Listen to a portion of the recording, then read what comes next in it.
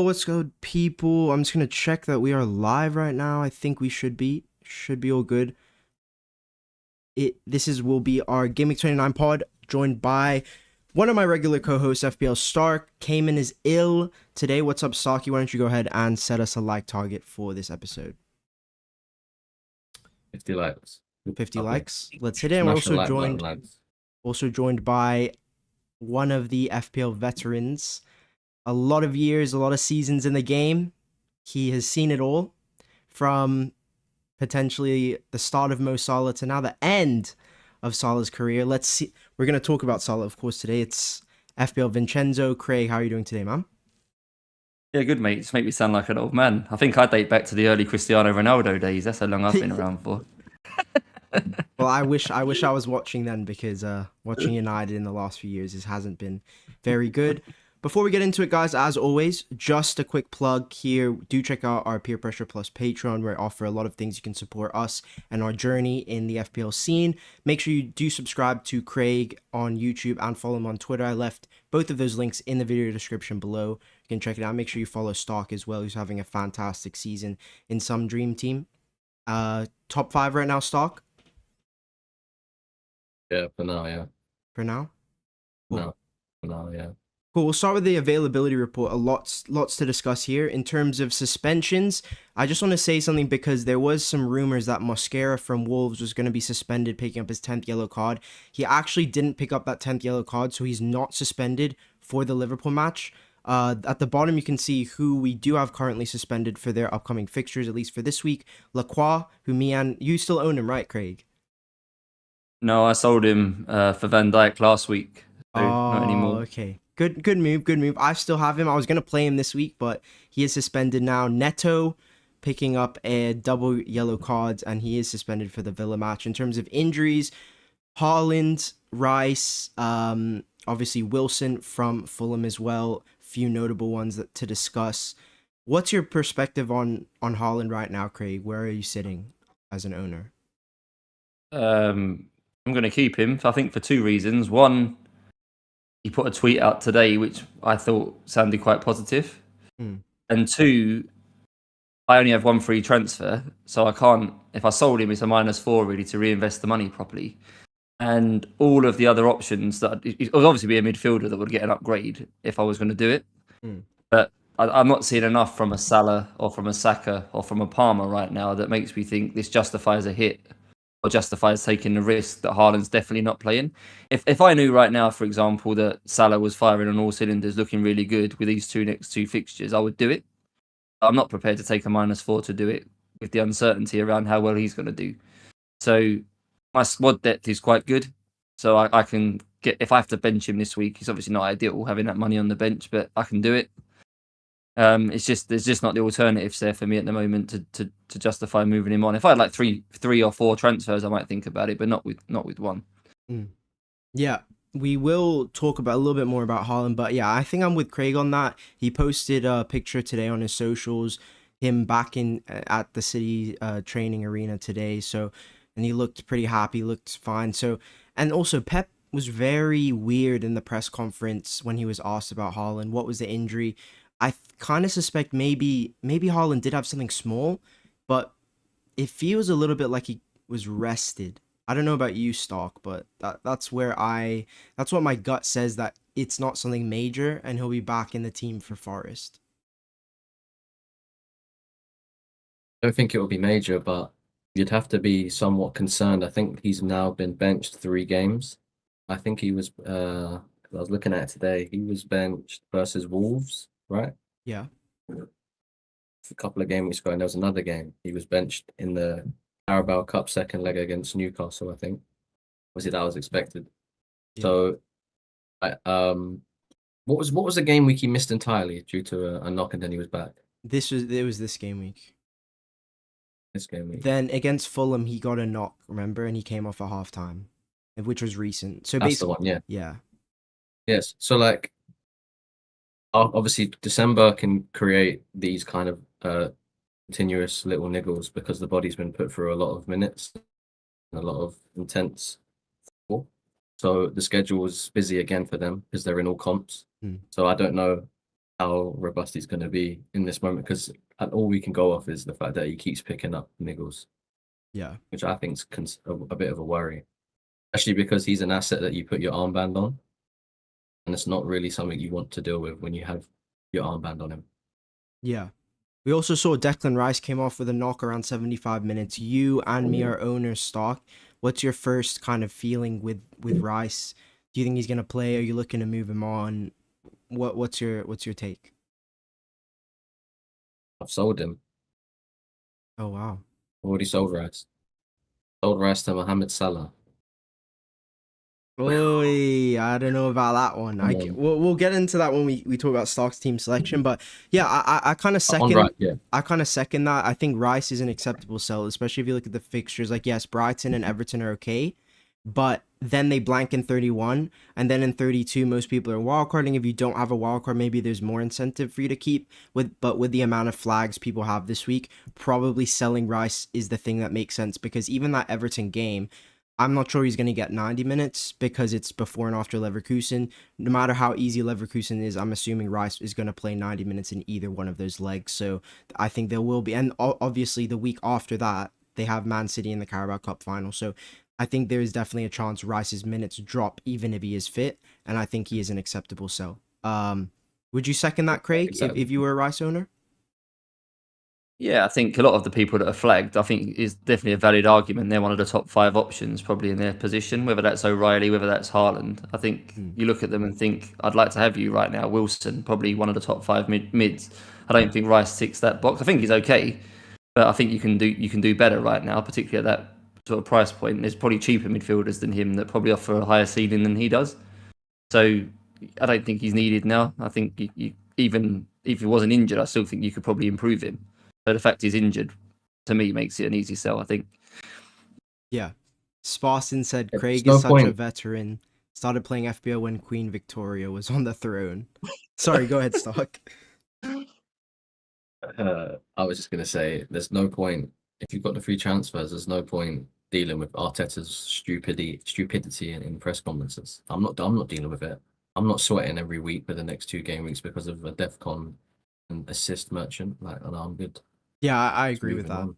I agree with that. In terms of O'Reilly, I think he was spotted in training yesterday, or Focal put out something on Twitter. He saw him. He was in a video or some kind of social video from City. So, and he is quite a durable player. My only concern would be with O'Reilly. And by the way, guys, the spacing schedule. So from the 12th onwards, I haven't updated. I just haven't had time in the quick turnaround. But the FA Cup games, all of those are accurate in terms of dates, home and away, obviously. So if you look at City's schedule, right? Leeds, Forest, and Wednesday, Saturday turnaround. Newcastle away on Saturday night, and then they are away at Madrid midweek. So there is a little bit of risk in terms of O'Reilly's minutes, I would say. Craig, do you think that's accurate, or do you think he's fine, good to go? Well, I think City have probably worked out right now what their strongest 11 is, and they want to play that at the Bernabeu, right? So I think the players that might be injured, I don't think they'll want them to go into that Madrid game cold. So I think they'll try and want them to get minutes somewhere. That's O'Reilly, Haaland, plus probably a few others. What's the best time to give them minutes? This midweek and then give them a week off, or in the FA Cup game 3 days before? I think they're more likely to probably play the midweek and then miss the FA Cup. I know that game's important as well, but the priority I think is going to be that Real Madrid first leg. I think they'll want to give most of their key players for that game some minutes at some point between now and then. So, yeah. Especially for Haaland, I think it's probably more likely to be the midweek for this reason. I think they'll play him tomorrow and give him the Newcastle game off, if anything. Yeah, I think it's really nice for Stock and Craig, guys, are sitting on Antoine Semenyo. We know how robust he is and how many minutes he's capable of, and just owning him, knowing that it doesn't matter what the spacing is, he is able to pick up 90 minutes in all fixtures across all comps, is a really nice safety blanket. And if Haaland does have some kind of considerable knock, it definitely boosts his appeal, for sure. So yeah, I think I would keep O'Reilly, Haaland, Craig, and me. I think both of us are leaning towards holds, especially with him posting looking very positive. Rice, I think I would sell. Joachim Andersen was illness. I don't know whether he's going to be back available for this match, but I'd assume so, considering he's probably had 4 or 5 days to get over it. Harry Wilson, the one with an ankle injury, did post something on his Instagram today, but I'm not sure whether he's going to be available. I don't. Do any of you guys own him? I don't think. Yeah, I've got both of those two Fulham players. Oh no. I think both might miss one game at most. An illness, yeah, we don't know when he got ill, right? So I don't know how long the recovery is going to be. Man flu can be painful. I'm sure we all know that. So it might be a week, might be a couple of days. Wilson, I think from all accounts, it might be a small thing that's sort of recoverable within a week. We want these Fulham players for like game week 31, particularly right against Burnley. So I think we can probably persevere with them this week. I don't think they're sort of urgent sells. Yeah. Yeah, there's no point selling. No point selling like Anderson or Wilson because they might miss this game week, but I think there's like a 2 or 3 week gap from this game week and game week. Is it 30 or 29? 30, yeah. Lost track of the game. Yeah, there's no point selling them because they'll probably be fit for game week 30. It's a nice break. Yeah, I agree. And I don't think Wilson will play Southampton at home in the FA Cup, so that's a fixture where I think Silva will likely play Bob. And yeah, I think he would probably be a hold. Hopefully, I'm not sure if Marco Silva's press conference was today. I think it is tomorrow. So just wait and see. Don't make too many moves tonight. We're just gonna come into the template team this game week. Just wanted to quickly discuss it and see if there's anything you guys want to pick up on. Obviously, Haaland's not in this because he rotated to the bench for most people, but like the guys are saying with Declan Rice, he's sitting at around 60% EO in the top 10K. With an injury and expected minutes are dropping, I definitely think there is a big avenue to take on that size of EO. Obviously, Harry Wilson is coming into the midfield template as well. Any thoughts here, boys? I think the best way to go on, Stark, you go first. I was just going to say it'd be interesting instantly where people, I think Rice will be a big sell.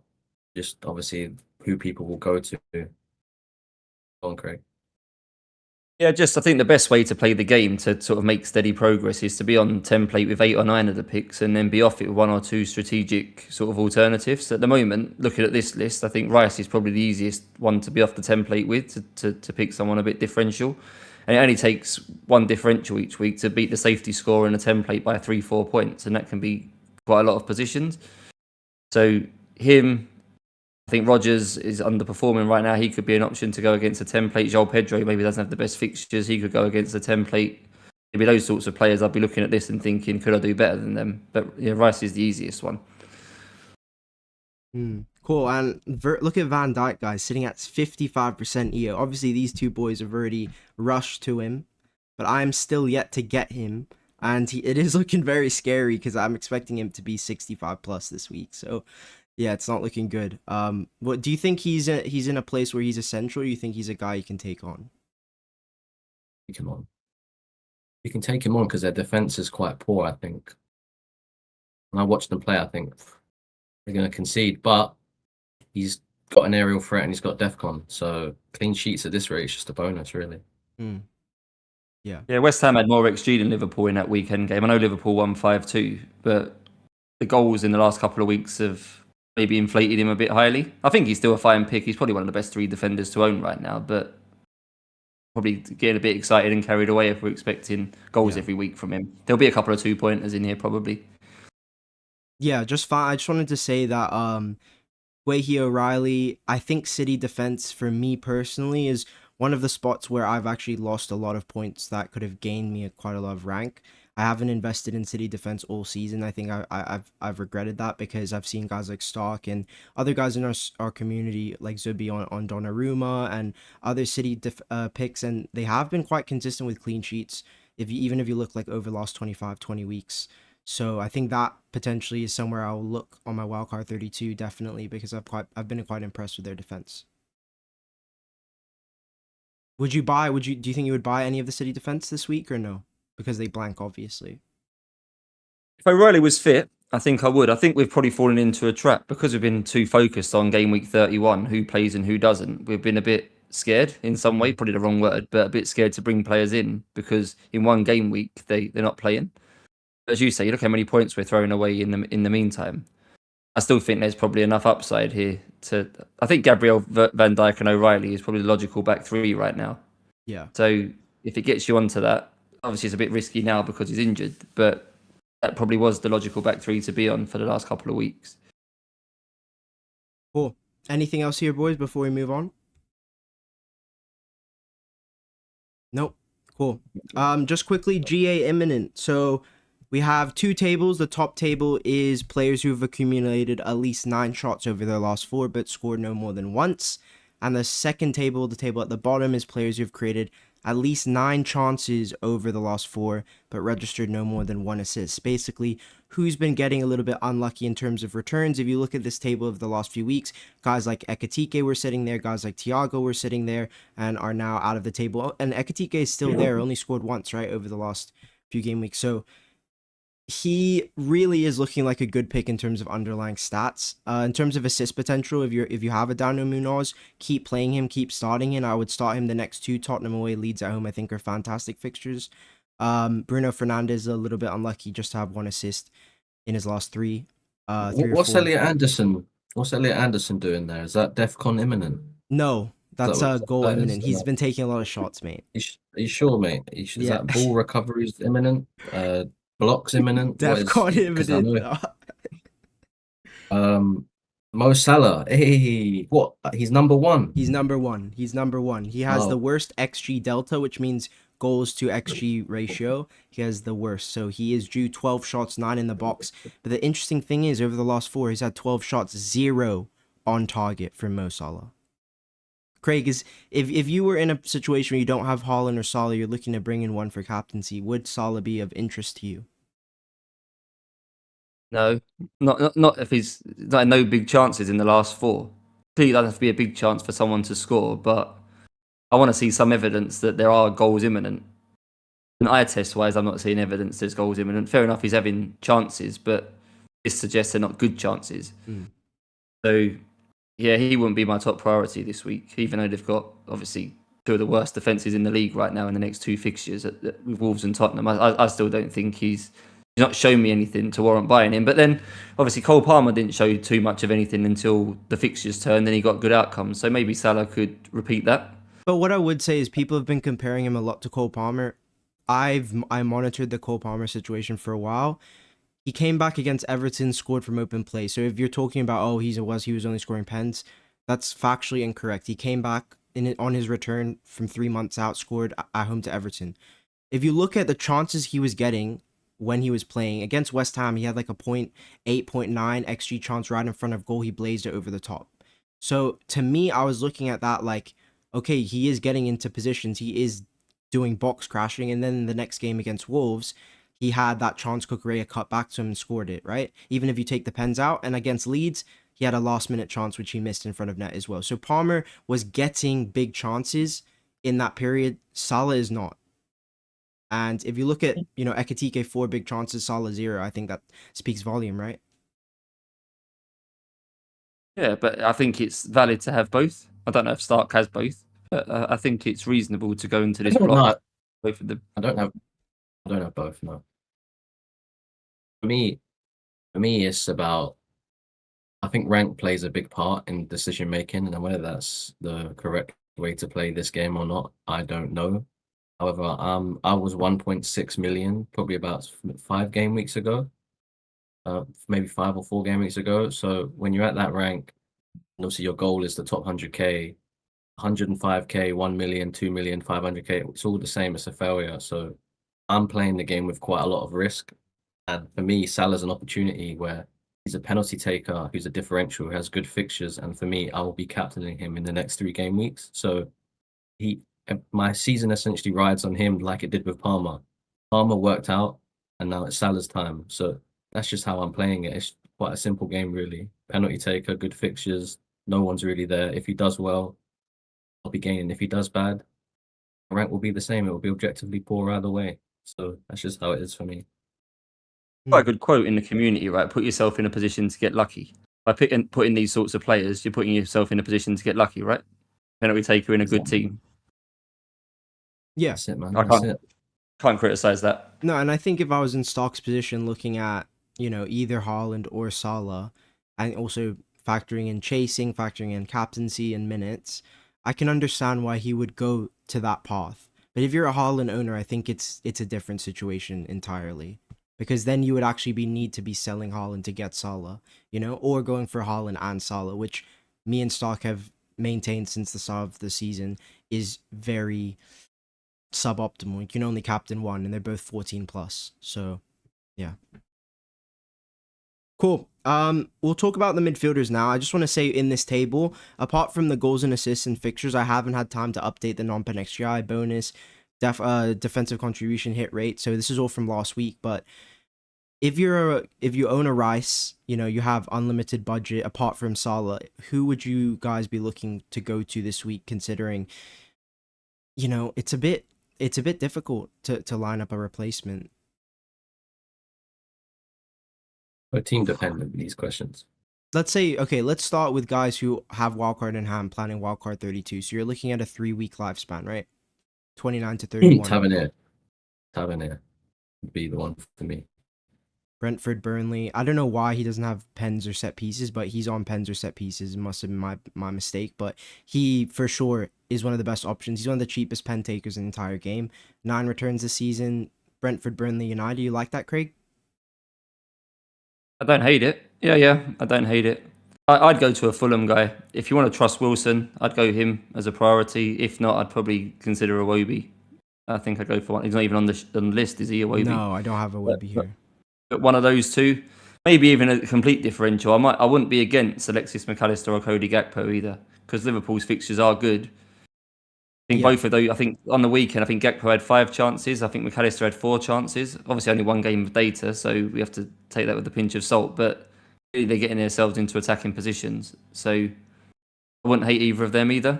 But I like Szoboszlai myself. And the reason even more so for people who aren't wildcarded, who have already wildcarded, because long term he's an asset who could have very high potential, especially looking at bench boost 33s. So I think, and especially with Verts confirmed out again, he's playing in the 10 with big set piece share. And if Salah gets subbed off, he's also on pen. So there's a lot of upside with Szoboszlai, I think. And he would be somebody I'd look at if you're looking to get off Rice. Elsewhere, I don't hate Brian and Mbumo. I think Newcastle are very targetable. When we go to the captaincy section, you'll see their recent defensive data is really, really bad. And they play man-to-man press. They leave a lot of space in behind, and that does benefit United's attack. So if you do have the money to look at a Brian and Mbumo, I think he's 8-7 now. I would consider him as well. Semenyo, is it too late to buy, guys? Both of you Semenyo owners? No. No, look at them. They're trying to make money. They're trying to make money, guys. Don't listen to these guys. It's too late. It's too late. It depends. Oh, Craig, you go first. I'd say last week I had a decision to make when I was replacing Enzo Fernandez, and I had Mbeumo, Semenyo, and Verts were my 3 sort of favourites at that point. This was before Verts was confirmed injured. I looked at it and thought, which team do I trust the most to have double attack from? I've already got Haaland, I've already got Bruno Fernandes, I already had Ekitike. So I had to double up on one of them attacks. I just came to the conclusion I didn't trust Man United enough with those fixtures to warrant 2 attackers, and spending like 70 million or whatever it's going to cost on 2 attackers. Are they that good now, Man United, with these fixtures to have 2? Maybe they are. I had the same conclusion with Brentford, why I didn't pick Dango, because I didn't think Brentford were good enough attacking wise to have Dango and Thiago. Just my opinion, but I don't really like attacking double ups for teams that I don't completely trust. I trust Man City more than Liverpool and Man United, so I probably would still pick Semenyo at those options. Yeah, I think it depends. Surely it depends. Like if you've used your wild card, I don't think it's a bad move as long as you can navigate the blank and bench him. If you're planning to wild card in 32, I just think you should take on his EO and you'll gain a fixture on him. Like there are other punts with nice fixtures. Yeah. Do you think the boat's a bit late for the Brentford mids? You've missed Burnley now. It's Bournemouth away, Wolves, and Leeds. Do you think it's a bit late, or you think you can still go there for a Sade or a Dango? It's not late at all, no. The worry would be tomorrow, but they're the early kickoff, so we might get team news. So if you plan to bring one of their mids in and you get definitive team news like Sade starts, Dango starts, I wouldn't hate it at all. Their fixtures are great, and they kind of suit either strategy. Like whether you've used your wildcard or you haven't. Yeah. Because they have the potential to double. because they could beat West Ham and get a good draw in the quarterfinals. Yeah, that's true. I just think it's hard to refuse Liverpool. XGC wise, the last block of 4 and the last block of 6, Wolves and Tottenham are the worst 2 teams. Liverpool have those 2 in the next 2 weeks. Obviously, they play 31. If you want to play through 32, that fixture's okay as well. It literally covers every box, Liverpool. If you look at data and view it like that you think Wolves and Tottenham are the 2 worst defences. Maybe there's an argument for Burnley in there, but the Liverpool option of some kind is probably the safest. It's a shame Vert's got injured, man. I think we'd all have him. I think he's a good asset. He's got so many routes to points, and he was looking quite talismanic, wasn't he? Can't hack the schedule, mate. Can't hack the schedule. Can't rate you. Sorry about that, bro. But listen, I mean, let's move to Ekatike because 3 returns, 15 points. Is this guy a must for this period, Craig? Nobody's a must. It's just whether he's a 1 week wonder, right? We've seen it with Thiago, goes blanks, then gets a big return, then blanks again for ages. Is Ekatike going to be someone who blanks for a load of weeks, gets 1 return, then blanks again?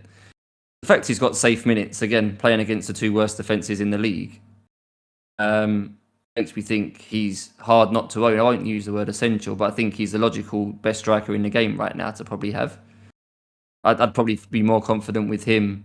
I would be confident enough with him to put the armband on him. So if Haaland is out and we don't have Salah, we've obviously got a Bruno Fernandes and people like that. But there's some players I think we just come to not trust in the game for a captaincy, even if we think they're quite good assets. I think Ekatike I do trust with the captaincy. So maybe I'm not at that point yet with a Thiago or with a Joel Pedro or someone like that. Even if they've got good games, I maybe wouldn't still captain them. I would Ekatike, I think. So... Yeah, I think he's probably the logical, probably best striker in the game for me at the minute. Yeah, what I would say with Ekatike is I'm a guy who likes to look at return trends, return patterns. I like to look at, okay, is the guy more ticky? Is he more explosive? You look at Ekatike's returns starting from Gameweek 1. He's got a bunch of double returns. He's got a brace. He hit a goal and assist against Bournemouth. Obviously the brace against Brighton. Three returns here. Brace against Newcastle. So he is quite explosive. And I can understand why there is some appeal for captaincy personally. I just think there is still a little bit of risk with minutes. But for Wolves, I definitely think he's safe. Came off early. I think he's safe for the start. Probably safe for the 90 as well, Stock. Do you think? Because you'd expect he's going to be benched for Wolves on Friday, right? I think it depends. Because slots reinforce the point that they want to do their best in the FA Cup. And I think the lineups in previous rounds have illustrated that statement of his. So if game state dependent, I would say if they're 3-0 up at half time against Wolves, Ekatike could get subbed to 70 and play the Friday game. I'd say he's a game state dependent player when it comes to minutes. A bit like Palmer. Yeah, it depends how And the game's Saka. going, right? Yeah, game state dependent. That's fair. Yeah. If you had João Pedro now, Craig, would you sell him? Keep him? I think you'd probably keep him. You know he's got secure minutes right now. Chelsea's bad fixtures just gone, right? The fixtures aren't incredible moving forward, but they're not horrible either. There's probably bigger problems in your squad than dealing with him, I would think. If I was on Wildcard, would he be in my 3 strikers? Probably not, but I don't instantly think you sell him. I think he's fine. He's probably a bit like a Rodgers in some ways, isn't he? I think you feel like you could do better, but equally, you're probably not in a rush to move him on. I think he's fine. Probably the best word for him at the minute. Yeah. Fine. And Would keep him. yeah, I think if you're looking to buy a striker, yeah, obviously you're going to have to look at Ekatike. I mean, Craig's right. I've just looked at the data an hour ago, and Wolves and Tottenham are bottom. If you look at last 4, last 6, all rolling averages, they're bottom for most defensive stats. So definitely the fixtures look fantastic. The only concern is obviously Galatasaray away before Tottenham and then Galatasaray home after, but I still think he'll get the starts in this period. So we'll look at him. If you need a cheap option, Krupi Jr. is likely to start this week. It looks like Evanilson will be benched again. And Calvert-Lewin, I would look at, who, if you look at the GA Imminent, 4 big chances. He's up there, 9 shots, 9 in the box, 3 on target, 3 big chances missed. So if you are looking at a striker, Calvert-Lewin potentially for a cheap option would be up there for me. Anything else here on the strikers, boys? ECL has been GA Imminent for about 6 seasons. He always misses big chances, doesn't he? Yeah, he's But I tell a you, bad finisher. he looks like he's improved at Leeds though, like fitness wise and finding a bit more consistency. But man, he must be a frustrating own because I'm contemplating him myself, but I've used my wild card, so for me, I'm waiting to see if Leeds double. Mm. If Leeds double, their double is fantastic, and he's just a long-term keep really because the fixtures are just amazing. All their fixtures at home, end of the season, are really really nice. Yeah. Let's I don't have a specific chip strategy part, but I do want to just look at the fixtures and ask Craig because I know he has been talking about his chip strategy a lot to me. So you're looking at a potential wildcard 34 strat, right, Craig?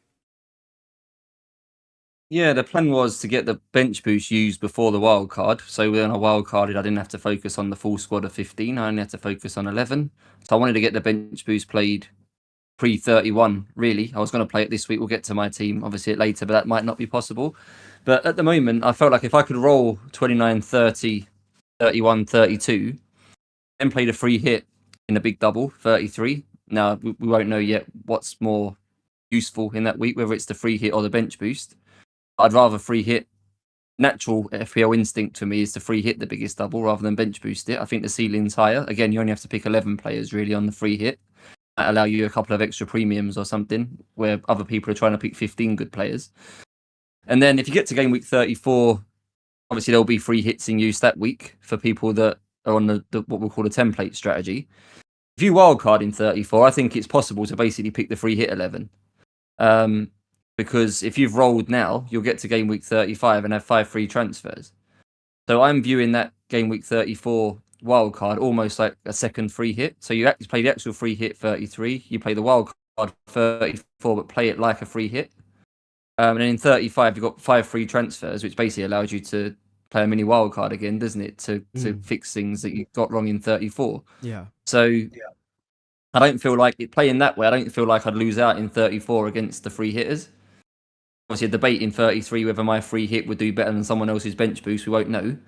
In 32, the way my team currently is, I feel like it will be stronger than those, because those that wildcard in 32 will naturally be wildcarding towards the 33 bench boost. And I know we don't know the fixtures yet, who doubles, etc. But there's a couple of fixtures in 32 which are dodgy. Like Man United have got Man City have got Chelsea, for example, in that week. If both of those double in 33, are we really going to want 6 Man City and Chelsea players in 32 against each other? Yeah. Not have Bruno Fernandes against Leeds, who's got a single game week, and not have Thiago against Everton, who's got a single game week. These sorts of things. So I think actually my team in 32 stands to be better than what the wildcard 32 will be like, because people won't be picking the wildcard for the benefit of that game week. So I just look at it and think my 32 will be better. My 33 may or may not be better. My 34 doesn't have to be worse. I have 3 transfers in 35 and then you're set up for the end. So it does kind of hinge on getting the bench boost gone. So that's a bit of a hiccup to this plan. We'll have to see if we can get it gone. Cool. I like so what I've just got gathered from your thinking is that your upside is that you have a better team in 32, but you'll lose out in 33 to people who are bench boosting.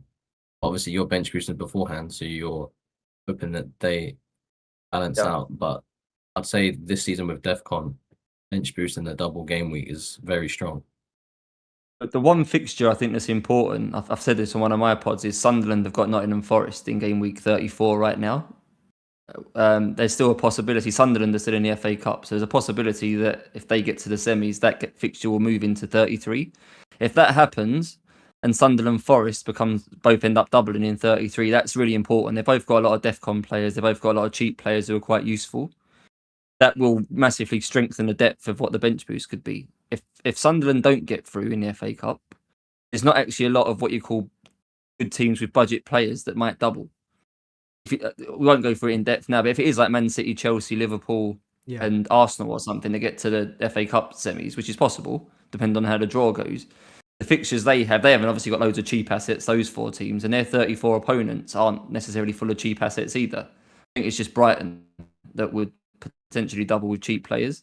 So yeah, I think it'll be quite hard to pick a bench boost with depth in 33 because there won't be no budget players to have with doubles. So there's all sorts of caveats to this sort of thing, right? But I'm not sure. Pardon? Sorry, go on. I was going to say, won't you lose out on 34? Because when a wild card is obviously different to a free hit, as much as you can obviously say you're going to treat it as somewhat a free hit, you're going to also in the back of your mind pick players, at least 4 or 5 maybe players that are good past 34, right? Whereas on a free hit, it's hell for leather. Like, there's no repercussions.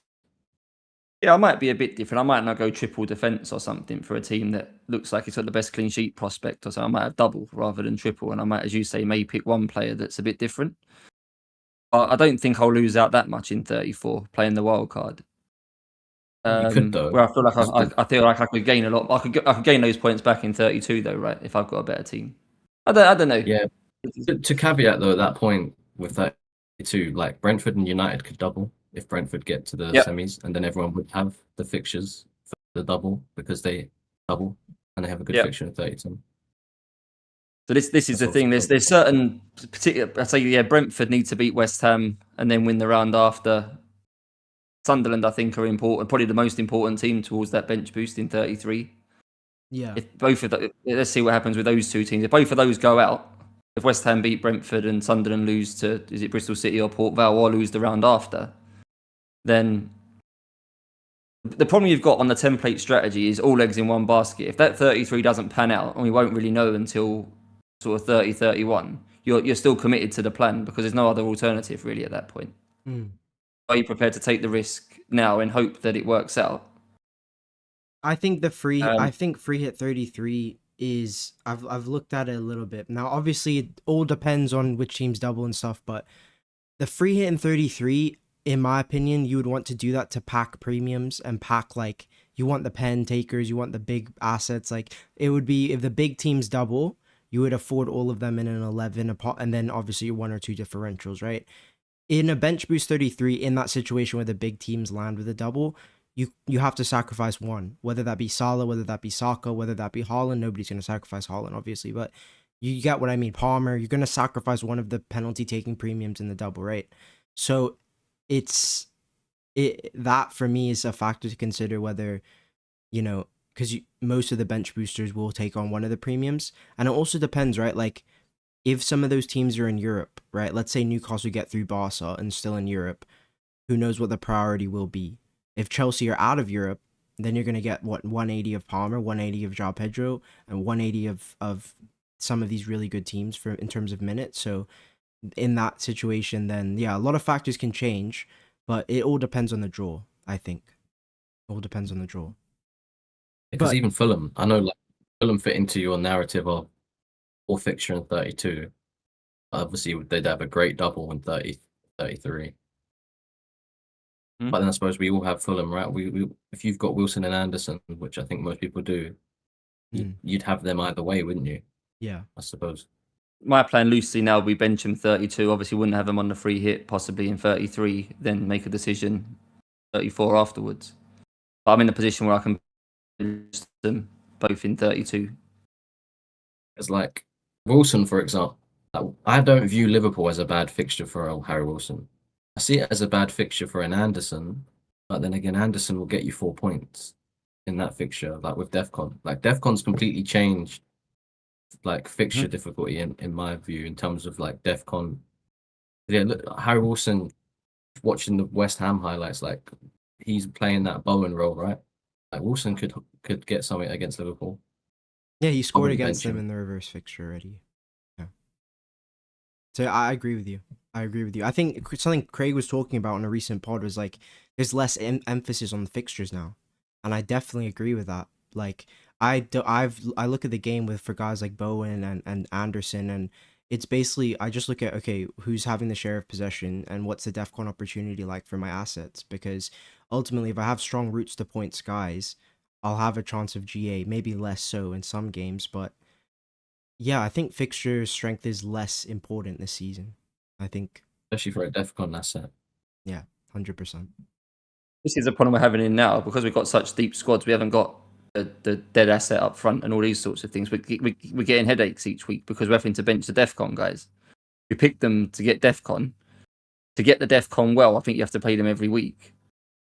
But you can't play them every week because the squad's too strong that we have. So we have to bench someone, and their ceiling is generally lower than some other output players. So you bench them, and then you get frustrated when they get 5, 6, 7 points or something, when they get some DEFCON and some BPS. Yeah. It's where I've gone particularly wrong. I think lately I've just ended up with 15 good players. I think that's actually, you think that would be a good thing. I don't think it is, because it just makes the decisions week to week much harder. And you're invariably going to get them wrong. Where at the start I had Mark Gui up front, who I obviously was never going to play. I had Alderate in my defence, who I never really wanted to play. I know he could have done quite well, but I was picking from 12 players basically every week, where now I'm picking from 14, not the Brav. But I think I think you're coming into a period now where the bit of depth is actually helpful for you this week, especially. Yeah, with all these injuries. Yeah. Cool. We'll head into Captaincy Matrix before we go into Captaincy. Just looking at the next 6 weeks in terms of who are the options from the premiums, the big teams, the elite attacks. Talk to me about, 29 we'll look at obviously in just a second, but 30 onwards, I think things get interesting, especially for a guy like Stock sitting on Salah. Tottenham at home, like Craig and me were saying, bottom in terms of most defensive metrics. This Ego Tudor guy hasn't fixed anything, doesn't look like it. And also they're going to be in the Champions League before and after as well. So will that take a priority? I think he's looking. I've had to move that fixture to a dark blue now. So yeah, it's looking like a good cap. What do you think in Sock next few weeks? Yeah, my captaincy matrix at the moment is Salah 29, Salah 30, Salah 31. 31. Yeah, I quite like Brighton, to be fair. Obviously, Bruno's a consideration, and I don't lock in a captaincy, but I like to captain the talismanic pen takers, especially if they're differential on the template. Craig, thoughts over the next few weeks in terms of captaincy? Yeah, I don't worry about Bruno Fernandes, but I'm not seeing much from him to suggest he's going to score any open play goals. Now, penalties are obviously hard to predict. He can get a couple of assists in a game, and then that leads to BPS, and he gets double figure returns, a bit like he did this week.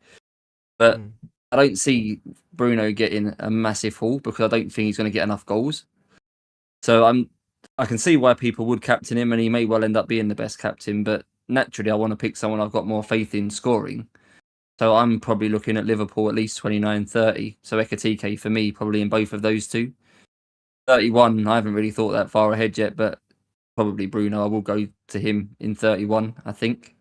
Yeah. So that would be my thought. But yeah, the next two, I think Ekatike has got a way higher ceiling for goals than Bruno Fernandes, and that will probably sway me towards him. Yeah, the nice thing about Salah as well is for guys like Sock, non-wildcarders, that you look at 32, he's also an option. Fulham shipping a lot of big chances recently, so it's also an option there. But yeah, I think 31 is interesting, and I think if Chelsea get knocked out by PSG, Palmer at Everton could definitely be. What about Rodgers or Watkins against Villa? Against West Ham. No? Yeah, you can't do that at the moment. What do you reckon EO will be like the next couple of weeks for the captaincy? Would you think people will still captain Haaland? Yeah. Actually, we'll slide into it. We'll slide into it here. Cool. 4 options this week, but I'll just move straight into, because Craig was saying in terms of what the EO is going to be. If you look at the big 7, the content creators who are dictating most of the EO, it's actually quite a heavy split on Haaland right now. Obviously because of the news today. So I think Haaland will still be in and around 150s, around there, 160s probably. And then going forwards, looking at some of the other fixtures, I think next week you're expecting big EO at West Ham for sure, 170s. If his minutes are low, then potentially there's an option to take him on. And then obviously Bruno will have the EO in 31, probably around 150s is what I would say. Yeah. Quite interesting, right? They're all going Haaland. Home to Forest. Now, he has never blanked at home to Forest. It's a Wednesday night kickoff, and he is coming in with a nice, fully rested, didn't travel to Leeds, so in terms of rest nights, he is top. Bruno at Newcastle, pretty poor historicals, and market odds are not favoring him in terms of projected GA. I've thrown Saka in, guys, don't kill me, but he's got a really, really good historicals at Brighton. 4 returns in 5 starts. Don't smile, Craig. Come on, don't do this to me, man.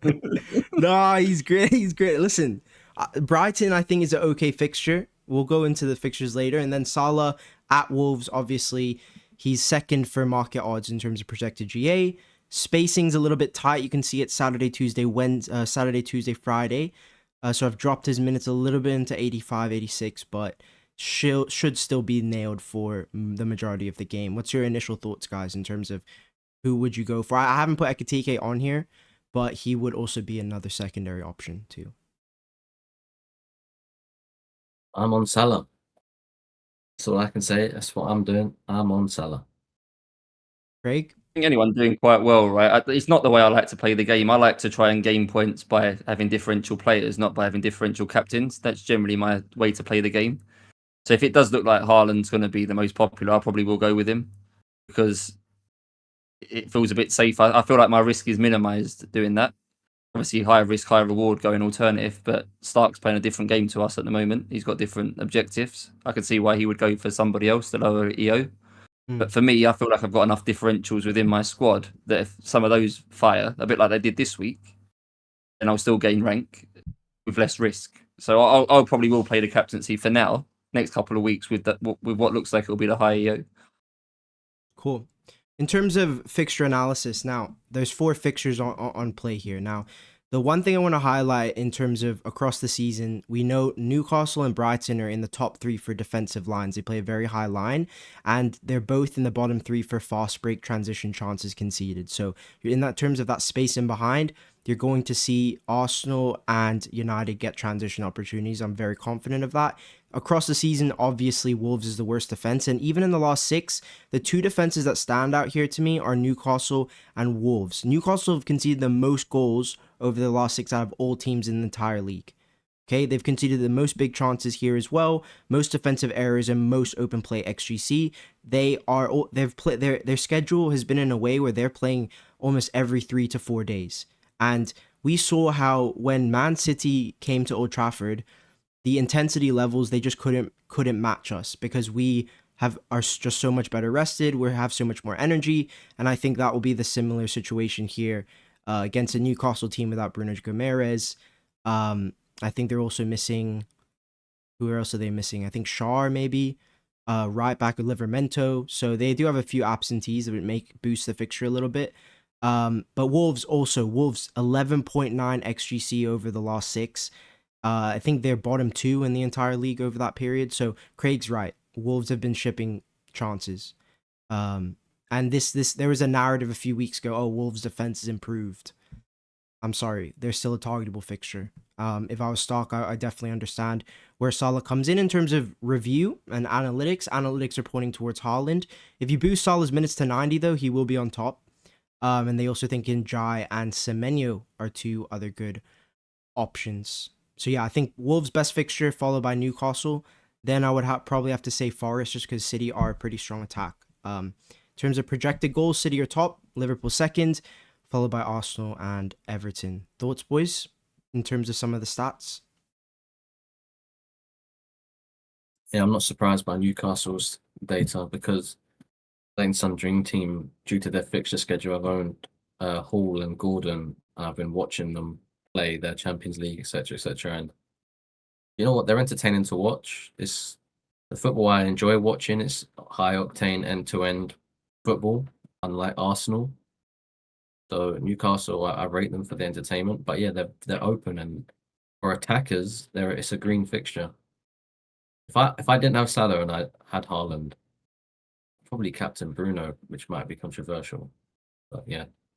I'm really interested in the Bruno cap because I think Newcastle are in a bit of trouble, losing a lot of games at home, and if they play, Eddie Howe wants to continue with this man-to-man style with his back 4. I'm sorry, you can't. If you're gonna do this week in week out, you're basically just destroying your players. And we're a lot more fresh. We're on a really good run. We're unbeaten under Carrick. In terms of our attack, our underlyings have dipped a little bit recently. In terms of like last 6, we're scoring a little bit less from open play, a little bit less XG, but we're still creating good big chances. And Bruno has the set piece share. He's in great form.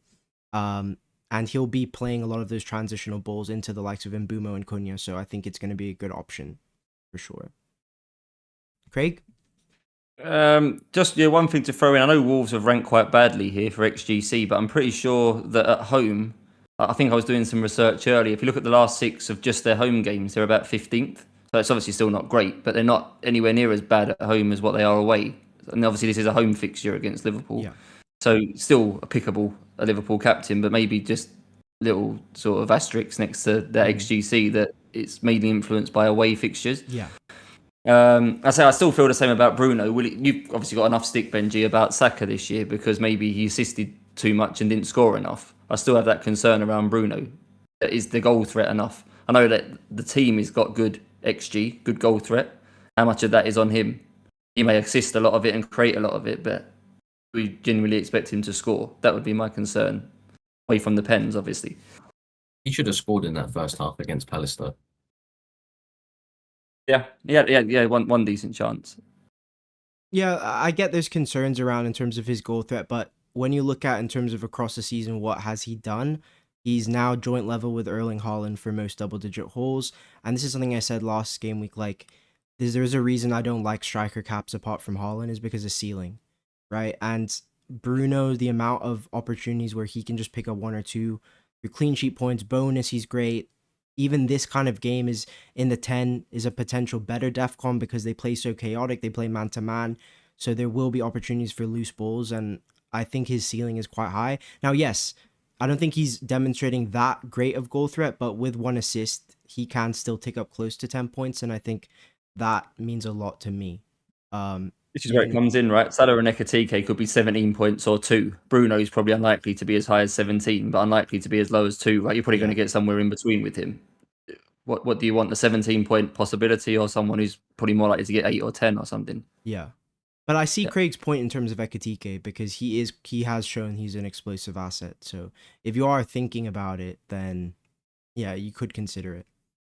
But yeah, I'm interested. All the guys are on Haaland, man.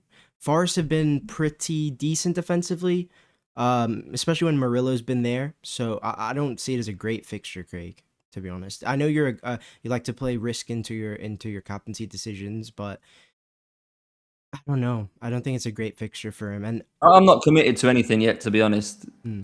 Maybe I'll change my captain 10 seconds before the deadline. I don't know yet. We'll see. We will see. I think Mbumo owners should get rewarded this game against Newcastle. 100%. Such an Mbumo fixture. Yeah. Newcastle conceded 11 goals in their last 4 matches at St. James Park, according to FPL Spartans. So, yeah, I think Bruno, do not write off Bruno this week. Don't do it. Because in terms of, for captaincy, you want to know what you're going to get, right? You never know what Haaland's minutes are going to be. The last midweek round, he got subbed at halftime, and they have Newcastle away in the FA Cup this weekend. So in terms of Bruno, I know exactly what I'm going to get. Like Craig said, maybe I'm not going to get the 17, but I know he's probably likely for 1 return. I know I'm getting 95, 96 minutes, whatever that injury time is. I'm getting all of his reach to points. There's no changes in terms of he's coming off set pieces or what. I know exactly what I'm going to get with him. I know exactly what kind of fixture I'm going to get because Newcastle don't change their style of play in the Prem. And those things I think are really appealing to me. So first instinct, I'm leaning towards Bruno. I think Forest... I don't know about Forest. I'm not confident with Haaland cap this week. Not at all. Yeah. What was I going to say just then? Oh yeah, Newcastle have Man City in the FA Cup, and if you look at the league table, I would say Newcastle's Prem season is done. Like they can't get relegated. They can't get. Can they get European football? Maybe Probably conference. Still at a push. Yeah, but like I think their priority is going to be to maybe win a trophy, and I think their best bet is the FA Cup. Yeah. So I think you could even see rotation in this game against United at home. They might prioritize the FA Cup. That's a very good point. It's a very good point. Look, Craig's brain's working. We got him. My general philosophy, what I like to do is, if I'm unsure about something, I pick the thing that's going to annoy me the least. I would be more annoyed, I think, if I captained Bruno and Ekatike scored a hat-trick. The thought of missing out on those Ekatike points would annoy me more than if I captained Ekatike and Bruno got a load of points. So to try and help my mental health, if that's a thing, I always, if it's genuine 50-50, which it feels like this is quite close to it, then I would pick something that's going to annoy me least if the opposite happened. And I think I'd be most annoyed this week if I didn't cap Ekatike and he got a big haul. So I'd probably end up capping him just for that sort of thought that I'd feel a bit better in that circumstance. Yeah, I don't. Nothing mind worse is there than getting annoyed the day after when you feel like I should have done this, I didn't, and then what I thought would happen happened, and I didn't I didn't do what I thought I should have done. Yeah. In my opinion, I think if you get 90 minutes of Ekitike, he's probably most likely blanked or gotten 1 assist or 1 goal max. I don't see him getting 90 minutes if Liverpool flying like 2, but then that doesn't matter because you'd realistically think he's maybe got a brace or something like. But if he's getting 90 minutes, I don't see Liverpool. I think that's probably like a 1-1 game and they need him to try and get the winner. Max bonus though, right? If Liverpool concede, probably. Yeah, but is 9 enough against Bruno? I don't know. Bruno's been fantastic, man. Been fantastic. Sometimes I like to back the hot hand, and he's just that ball he put onto Sesko is fantastic. Like, no, whatever you want to say about goal threat, you look at his open play numbers under Carrick. It's in terms of creation is brilliant. It's brilliant. Yeah, so we didn't mention him in the striker section, but Benjamin Sesko. I think he's a really good player, man. He is. I'm surprised he's not. I think he elevates Bruno's creativity. It's like if you look at the ball Bruno picked out, as good as it was still, I would say, somewhat excellence from Sesko aerially to get that header. I just even from set pieces, like Seshko's vertical jump is freak-like. Yeah, he's a huge aerial threat for Bruno to target, and that's definitely someone he's looking for because. What's your X minutes for Seshko? Sorry to interrupt. Oh, for Newcastle. Just across the next few games, because he's someone I've got my eye on. Like I can actually afford him, and I think your fixtures are good. He's not. I'll tell you this for sure. He's not getting benched in any of the next 3. You don't think so? No, we don't have congestion apart from Newcastle away. And how can he? I don't see him playing. Well, he could go back to Mbumo at 9 in this kind of transitional fixture, but I don't know. I think Ahmad might stay out of the team, but who knows? Who knows? This game is the risk, but apart from that, Villa at home and Bournemouth away, I see Sesko starting. I think he's integrated Sesko into the 11, and I struggle to see how he would take Sesko out now. That Sesko scored in 4 consecutive games now. What was the goal Sesko scored? Who did you play 2 game weeks ago when it was on the break? Everton. Like Sesko is actually one of your. He's rapid. Yeah, he's great on transition. So like I think this transition narrative like of Mbumo at number 9, Sesko is a better striker than Mbumo, whatever way you look at it. Yeah, I think he'll start Newcastle. I think he's for the at least short term he's nailed. So if you are interested, you could go there. But if he has a bad performance, he won't get 90 there. Yeah, he's not getting 90. Yeah, he won't. He won't get 90. But his underlines are really, really good. Really, really good. Okay, we'll move on from captaincy and we'll head into team selection starting top of the pile.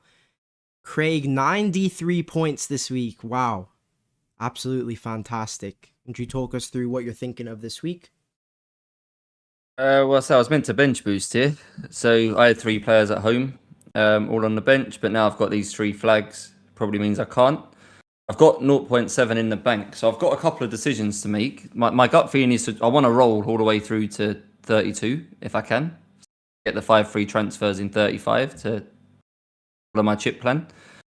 If I don't do that, obviously I've got 1 free transfer this week. There was rumour, and I don't know as much, so it wasn't on your injury sheet earlier, Benjy, but Raya has got some niggles. I expect him to play, but on the basis here, if Raya doesn't play this week, I'll have to play Dubravka, and I've got to play Dubravka already in 31. It doesn't really fulfill me with much excitement having to play Dubravka potentially twice. So there is a possibility I'll move him on to someone else to play 2 weeks. But I don't think I really want to do that. It feels a bit luxury right now. Yeah. I don't think I'm going to move on any of my flagged players. I've got 11 available players as far as we know. Oh, yeah. You have the depth to cover any sort of situation. So, yeah, I think you're good, bro. Look at the bench. So it's just whether you got to get Garner in. You have to get Garner in. Yeah, at the moment, you've taken a slide, but I'm playing Garner and benching Rodgers right now. Oh, okay. Yeah. Actually, that makes sense, yeah. That makes sense. Do I get enough information on these press conferences that I feel like I can bench boost with Rodgers, Anderson, and Hill? I don't know much. We'll find out, but it's a possibility. I wouldn't. Not in a midweek round. I think save it. Your team's in such a good spot. Like, I know you've planned for this, but sometimes you need to adapt plans based off like what's happened. And I just think keeping the bench boost is better, because at least have your chips in hand for the end game season. Like, you had your plan to bench boost this week, but obviously few injuries. Like, what's to say Anderson doesn't make the game in terms of he doesn't recover from illness? It's possible. And it's a big problem, because people who do bench boost in the double, that would be a Def Connor defender who's probably going to pick up 6 to 8 points, right? 4 to 8. Yeah. But my concern is, we obviously spoke about it earlier, so we won't go over old ground. But if the 33 double does fall in a certain way where the bench boost isn't possible or is not optimal, should we say, then there's not many opportunities late in the season to play it, and I'm going to get stuck with it. I still want to keep that 33 not flexible, but my preferred move right now is still to free hit. If we get to the point where 33 falls in a certain way where the free hit is better, let's say more of the better teams get through, less budget options available, more premiums from the good teams, then when does the bench boost come in? Because 34 is not going to be that, because it's the blank. Is there going to be a bench boost 35, 36, 37? I don't think it's going to be ideal. That's what we're going to be forced into. That's why I'd like to get it gone now, just so I'm not in that position near the end of the year. I've got a bench boost and a week to play it. Yeah. But I can accept that this week might not be that week because of these flags. Yeah. But no, your team's really strong this week. Really, really strong. In terms of transfers, are you looking to move anyone in or out? No, the plan was to, once I got to this team, the plan was to stick with this till 33 now. To play through 32 with this, and obviously will be free hit 33 is the plan. I think this team runs through quite well, unless we get any more sort of dramas. Yeah. I see another Def Connor on your bench last week. Who's that? Goner. I got 2 subs come off my bench because Anderson didn't play and obviously Haaland didn't play, and I still ended up with him sat there third on the bench. Yeah, it's a really strong team, right, Stock? I wouldn't change anything. It's perfect. I just wouldn't bench boost. That's what I would do.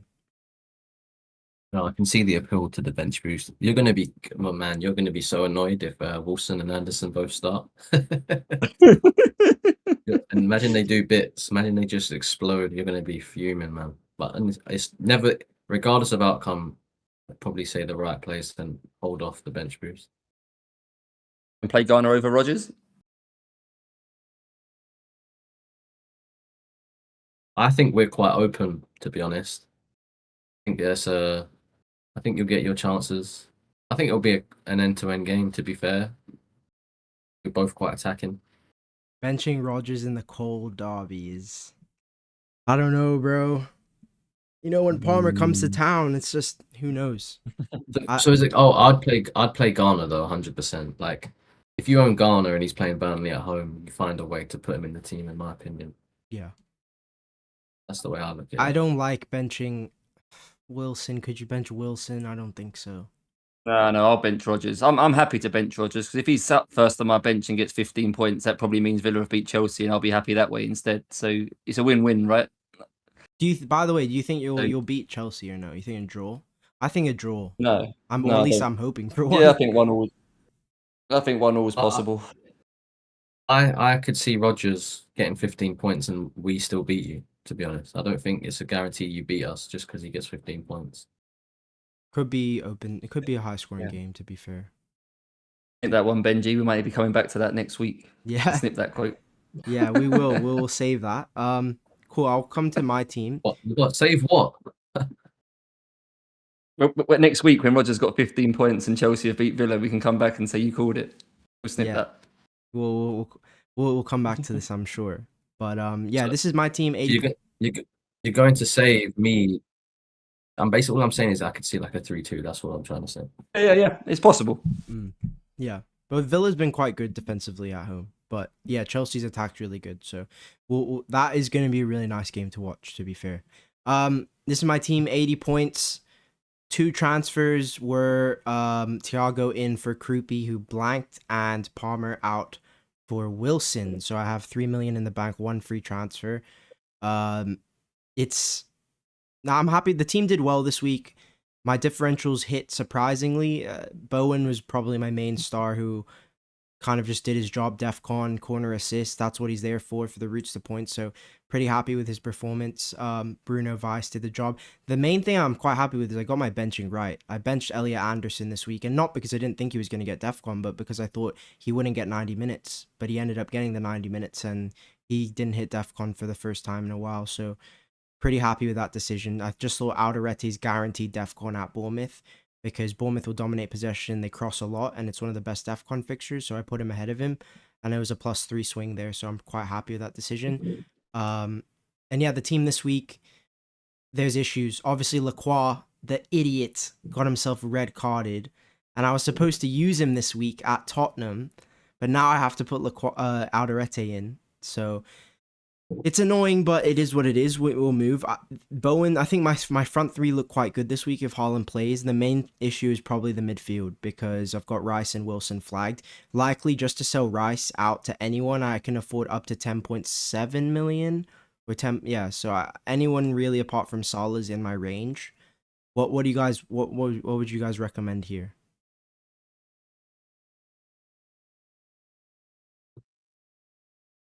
Yeah, I'd want some Liverpool, I think, I'd for sell these Rice. next 2 years.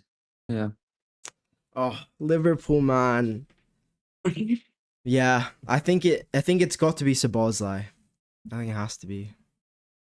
So he's the only one I can realistically get in one move. Unless I go for Salah, which I don't feel comfortable doing, really. Would you start Elliot Anderson? He's probably going to get DEFCON, right?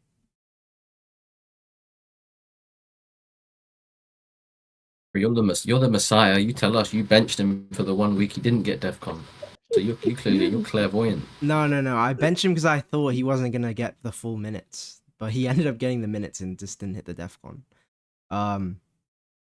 Yeah, I think he probably hits DEFCON, but it's just low ceiling. I'm not too sure about him. I think I'm going to sell Rice out for someone. That's why I'm going to do 1 free. Avoid the hit. I have thought about the move for Salah, but I'm not too sure at the moment where things stand. I'm just going to leave the defense how it is. I've kept my Everton guys as trash as they are for this fixture, so hopefully they can just come through with some differential points, because both of them are my biggest differentials this week. But I think I'm happy with the team. And Bowen, I'm hoping Bowen can wipe out the clean. Been waiting for a goal from him for a while. Depends how short term you are, Benji. I'd consider getting Gakpo if you're prepared to risk it that he is 2-3 weeks. If you're going to wildcard 32, I think I'd be prepared to risk Gakpo. I think his ceiling's way higher than Szoboszlai for a couple of weeks. Yeah, but it's just I don't want to play with minutes in this period. Like, I'm a very minutes focused manager, and I think Gakpo, he's just I just don't like him. I don't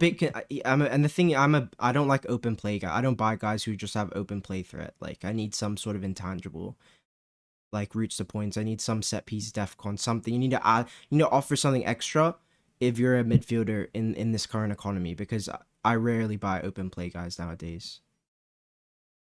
That's fair. So yeah, Gakpo, that's why I like Szoboszlai. Otherwise I'd go for Salah, but I can't bring myself to sell Haaland. I just can't do it. But yeah, that's me. Cool, come to Stark. Stark seems looking very nice. Oh, I forgot to put the captain on Salah in his team, but I think he will be capping Mo, right? Yeah, we'll be. I've got 1 free transfer left, to be honest. I have how much money do I have in the bank? I can't even remember. I think the most I have, I can push Mane up to 7.3 million. So I can push him up to Seshko. Because I've realized, like, I'm sorted for the blank. Yeah. Like, I could roll this team to 5 free transfers by the double, like, with ease. So I have room for 1 free transfer. And I was just looking at the Rodgers spot and the Mane spot. I was contemplating selling Rodgers, but I don't like selling him, especially for the double.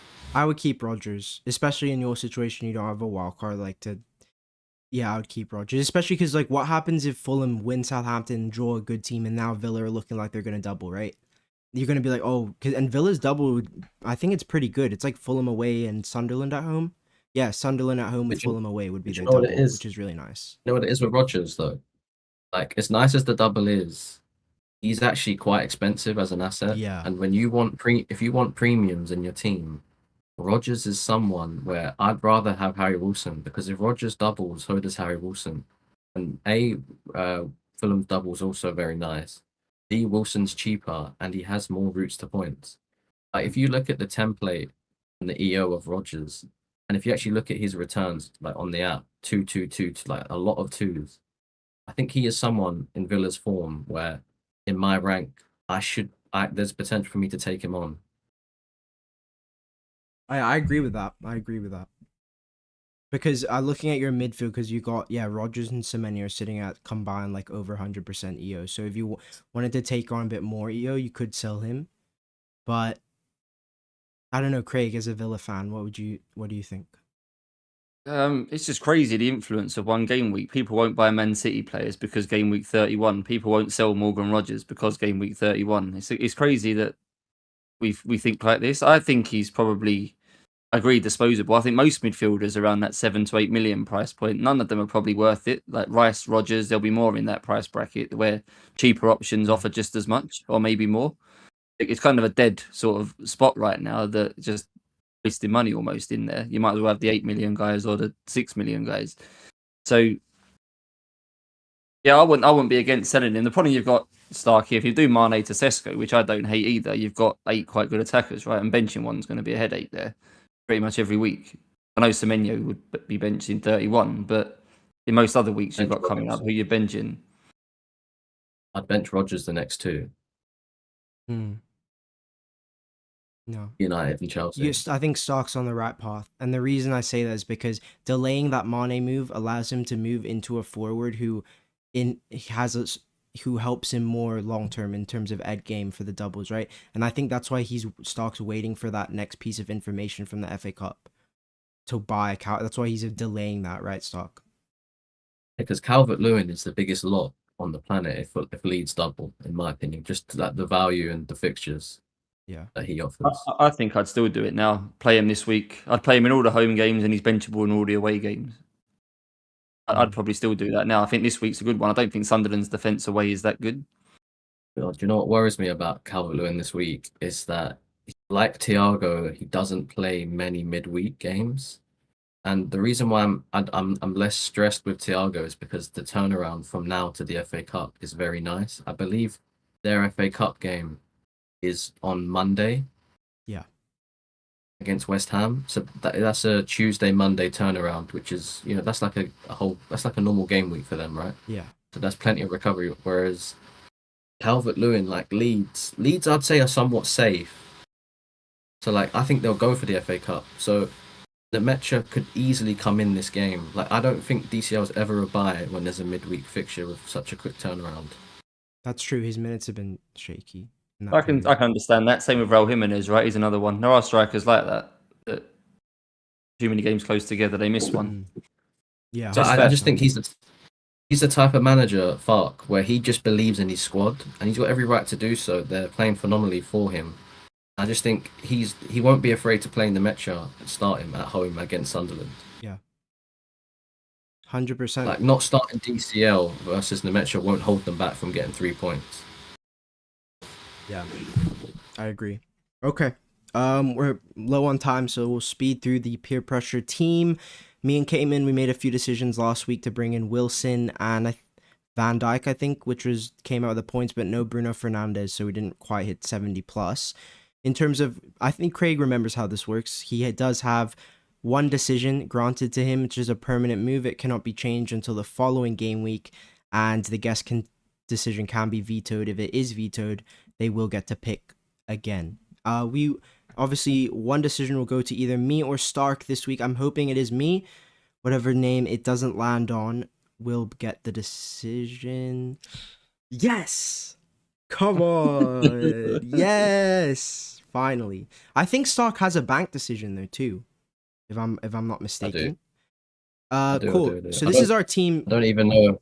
what did you do last game? I don't know. I didn't watch. So we did one of our defenders to Virgil, and we brought in Wilson for somebody. The Esteval, maybe, I don't know. Yeah, yeah, for Esteval, that's correct. Yeah. So this is our You team, spunked 2 threes. bro. We got plus 19 points, bro. This guy is actually. I'm joking. Oh my god. Okay, I'm just gonna move Palmer into the lineup really quick because that's obviously gonna happen, right? So this is how the team's looking. We have only one free transfer, I believe. I'll show you how much we have in the bank. 1.8 million. So we have a bit of scope to move.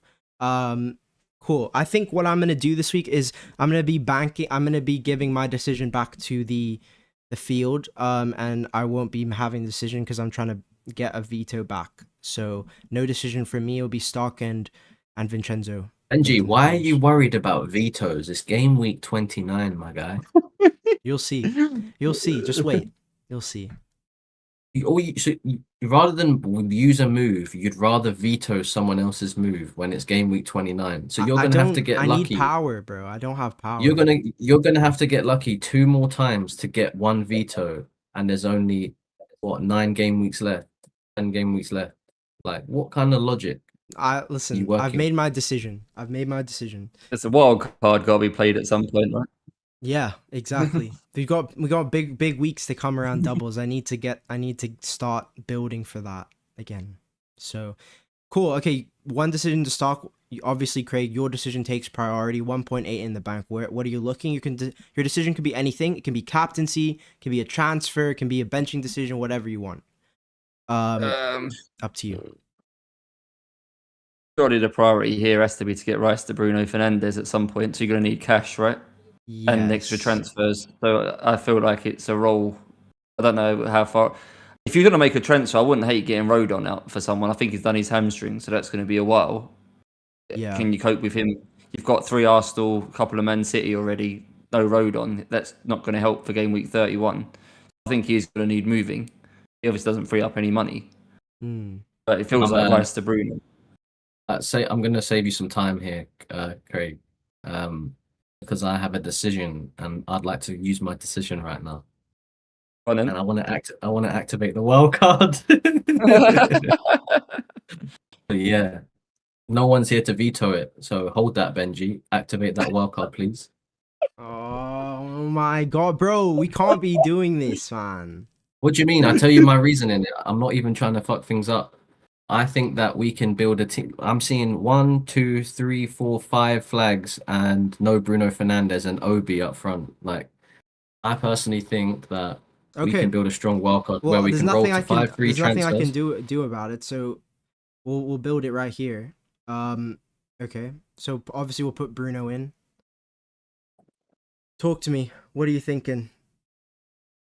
Bruno in. Bro? So who are we keeping? We're keeping Gabriel. We're keeping Van Dijk. We're keeping. Are you gonna keep Semenyo? Yeah, I think he's solid for the double if they double. Okay. And if they don't double, he's good anyways. Like, he's just good either way. What we're gonna put Saka in, right? So. Okay. Who? Get him out of here, Saka. bro. So this is what we're looking at for first off. Get him out of it. Bro. Get who out? What Saka, do you, bro? You gotta have him for the double. You gotta have him for the double, bro. Oh man, this is ridiculous, man. Get Saka out of there, mate. I want my decision back, bro. I want my decision back. Okay, talk to me. We're going Mo Salah, bro. We're going Mo Salah. Okay, well no, Craig's gotta say. So. Okay, go on. Who do you want in the wildcard, Craig? Pick anyone, mate. We'll give you 2 players. Yep, 2 players. I'd want Ekatike, I think. Oh no. This is the problem. You can't have Salah and Ekatike. I don't think you can have both. But we can have Ekatike and Saka. For this one. Right. Someone's got to decide. I don't hate Salah. I think it's valid. I definitely think we should take on Haaland. Benjy, can I just remind you, what is our rank? Sorry, 1.8 million. 1.8 million. Yeah. Haaland's not in the team. Yeah, that's what I'm saying. We should take him on. Yeah. Yeah, we need to take some high EO assets on for sure. So Thiago would like Ekitike Calvert-Lewin, I think makes sense, right? Yeah, I don't mind it. I don't mind it. I Don't think that mind it makes at all. sense. Craig, you got another pick. Well, you can choose your premium, I guess. Just set your midfielder. I'll leave the midfield open. Who am I going to put in defence? I'll pick a cheap defender for you. I'll put Maatsen in from Aston Villa. Huh? Maatsen? Whoa. Okay, that was left field. He's 4-2. Has he been playing? Yeah, he starts most of the games. What do you mean? I see him benching 2 benchings in the last 5. Nah, Yeah, Craig's he's sabotaging us, guys. I He's think you're playing sabotaging us. You need budget defenders, right? He's better down there.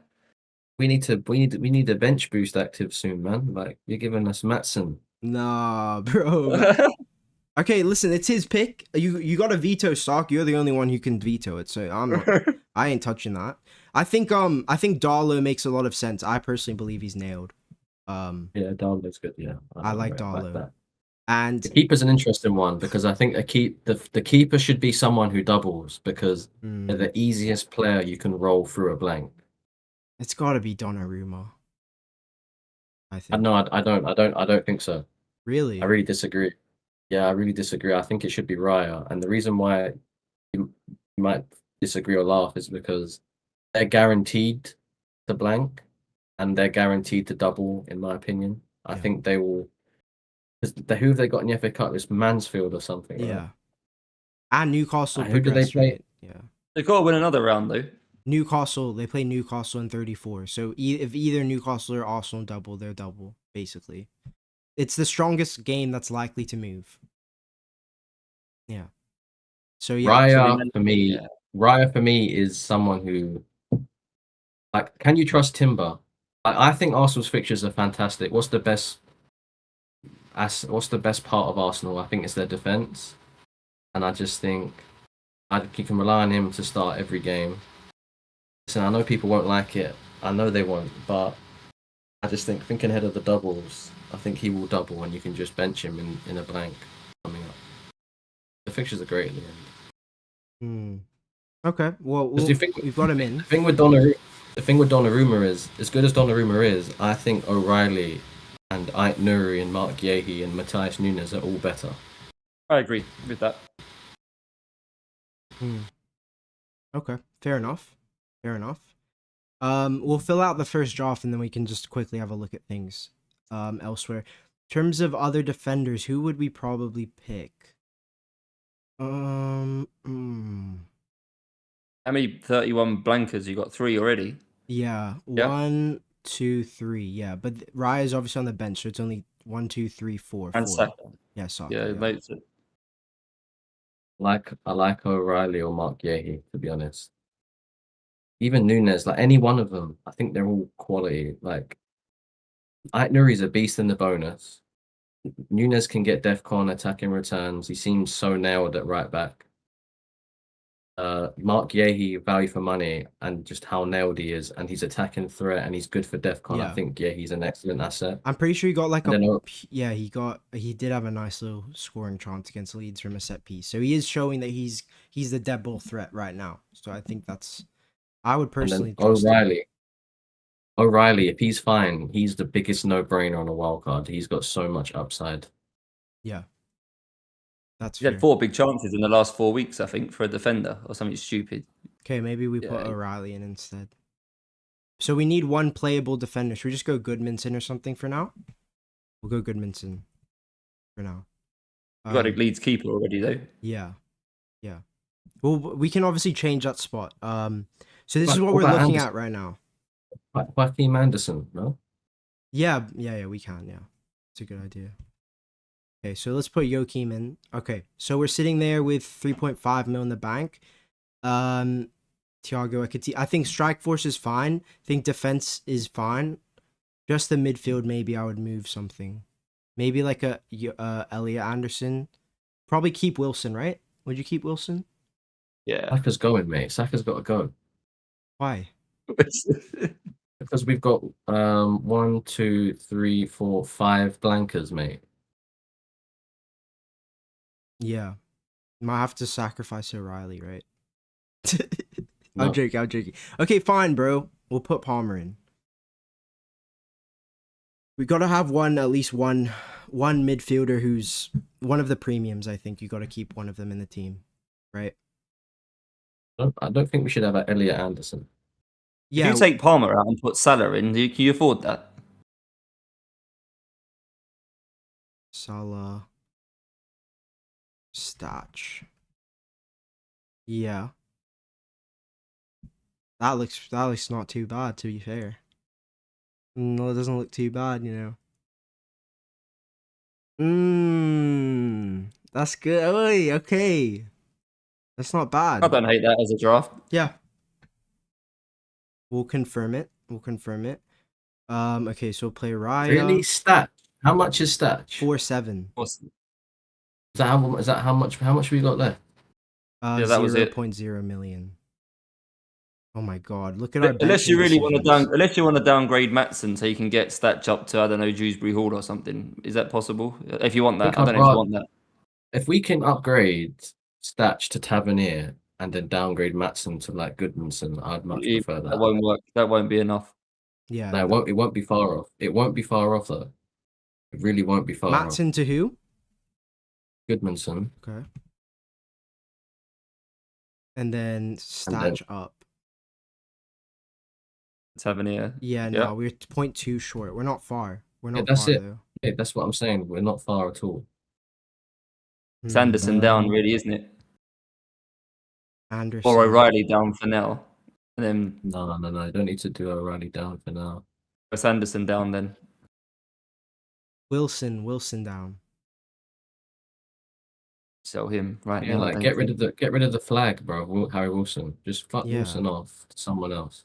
5-7. What's the market? Ooh.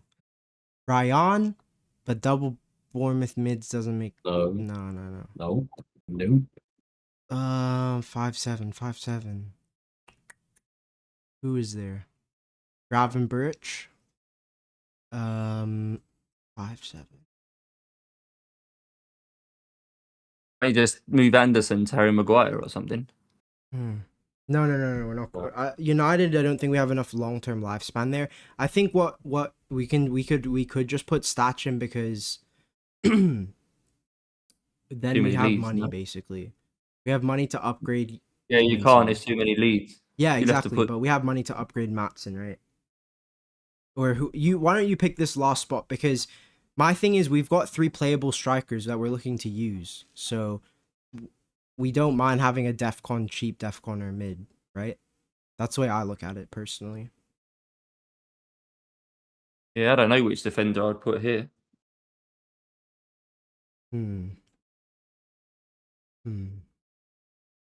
If you like Maguire, we can go Maguire. No problem. I don't particularly like him. He was just someone that saved the point too. You know what? If you want Matson, we'll stick with him. But Can't we swap Salah to Palmer and push Statch up to like and Boomer? Nah, bro. It's got to go Salah with these fixtures. I think we can Gotta move. bench one of the We front can eight move if we into do Palmer that. later. I feel. Statch is helpful to bench. Yeah. It's fine. Do whatever, bro. I'm fine. I'm easy. Cool. The team's in the mud. So I think we'll stick with this. I think this makes sense. Are we happy with the benching order? You play I'd start O'Reilly, right? If O'Reilly. he's there. Yeah. Start O'Reilly over Anderson. Okay. Looks good. Captaincy, I think, is the only one. Salah? Yep. Salah, right? Yep. Yeah. Captain O'Reilly. Cool. We've gone definitely overboard, so I do apologize, guys. Maybe we will call it here. Yes. I'm just gonna quickly see if we have any questions. Doesn't look like it. Okay. Thank you guys so much for coming on. Make sure you do subscribe to FPL Vincenzo on YouTube. The link is down below, and make sure you follow both Stock and him on Twitter as well. Any final words, boys? Could I get your score predictions for Villa Chelsea, please? I'm going 1-1. I'm gonna go 3-1 Chelsea. No, Chelsea win. Okay, we'll see. We'll see. All right. Thanks for watching, guys.